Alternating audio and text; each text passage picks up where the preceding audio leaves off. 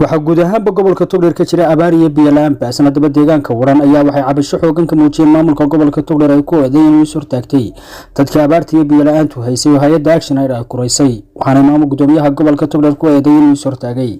geesta kalena waxay baaq culus u direen wasiirka arrimaha gudaha qaranka Jamhuuriyadda Soomaaliya Maxamed Kaahin Axmed iyo madaxweynaha Soomaaliland Mudane Muuse Biixi Cabdi ay ugu baaqeen in arrintaas wax ka qabto gabi ahaanba waxay ka arrinayeen baahiyaha asaasiga sida waxbarashada caafimaadka iyo arrimaha bulshada wax naga soo gaaray ma jiraan sidii baanu u sugaynaa harana wax ugamaanu helin ma garatay 30 sano ay halka dadku wax qaadanayay anagu maanaan arag hay'adii halkan ugu timi oo 250 qoys naga qortay oo aan hadana aanan ka hayn maanta gobolada kale ee Burco maamushana dhamaantood wada geysay dadkii sawirkii laga qaaday marka labaad waxaan ku darayaa bara saabka oo halkan ugu yimi oo arrimada la socday oo ay wax ka qarsoonahayn oo noo yimi oo maanta hadana aan nugu ballan qaaday inuu ku soo celiyo markii horena ay ka dhacday qaaqul yari hadana aanan maanta hayninba waxaanaanu ka cabanaynaa mar walba bara saabka hadda aan waxba noo qabanaynin gobolka Sheekh waxaan ku darsanaynaa degmada Sheekh bas aanu burcaasa kaga hadno burca wax la xinoo qabanaysa ma jirto 30 sanadood oo buura siyaad bareen wax ka qaban jiray anagu ma garanayno laakiin waxa la leeyahay Soomaaliland ka qabatay oo jirta ama dambayso ama hore ma jirto waxaanu gobol 30 sanadood meesha la yiraahdo waran gobolka aanu ka tirsanay wax alla wax mucaawimo ah oo waxa wadanka la siinayo aanu ka aragnay ma jirto waxa weeye 10 barasaab oo halka isu kala bedelay mid kasta oo aanu cabano aanu tagnaa waxa weeye hadalkayaga iyo waxaan u geeynoba xagga buulka hoos u dhigaa waxa u dambeeyay kan imanka haysta barasaabkan imanka loo soo bedelay ninka suuxu nagu yiri 250 qoys ayaan idin hayaa hay'ad Action Aid la yiraahdo ayuu noo soo diray 250 qoys aan qoranay markii aanu qornay ee aanu gudbinay waxayagii hadana isagii un baa dub u qabsaday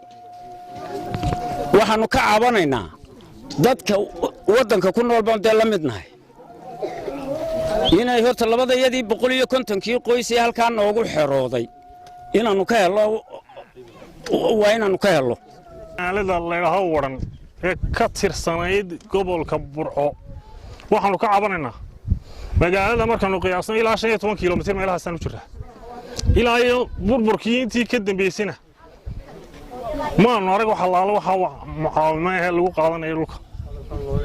waxa weeye gobolka Burco waxa laalo wax naga soo gaaray ma jirto gabadhan markay naga umusho waxa ku uri sheekh looga imaada gaariga waxa ku uri lagu qaado umula waxa laalo dhakhtar malhin xanaano malhin iskuul malhin malcaamed malhin wadinka arkay magaalada sidee tahay magaaladana kambalkeeda ama xaafad magaalada kamid ah baan hay'adda ayaan tadooto noo timi ee 250 qoys noo qortay gobolku baa isku gudbay hadana bara saabkii inta la tashatay ee ku xeeroon baa isku gudubtay waxaanu kaga cabaraynaa maamulka gobolka oo uu sareeyo bara saabku hay'adii maalintii dhawto loo qoray hay'addu qortay 250 asaga dhaxda ku martay dadkii la qoray masaakiintii la qoray waa kuwan taagan imka goobta waxana ay ka intan daarsanayaan hay'addu markii qortay qof kasta magaciisa laga gudbiyay dadkii way sugayeen oo saas u bayday maantadii la qortay hay'addu qortay weegay gobolka isagu baaday dhaxda ku martay ay ku xirantay xukuumadda dhexe wasiirka arrimaha gudaha waxaanu ka codsanaynaa arintaas si degdeg ah inuu wax uga qabto xukuumadda ay uga qabato waa Saciid Cali Ismaan xaalis telefishinka caalamiga ee Gobonimo magaalada Burco ee xarunta gobolka Togdheer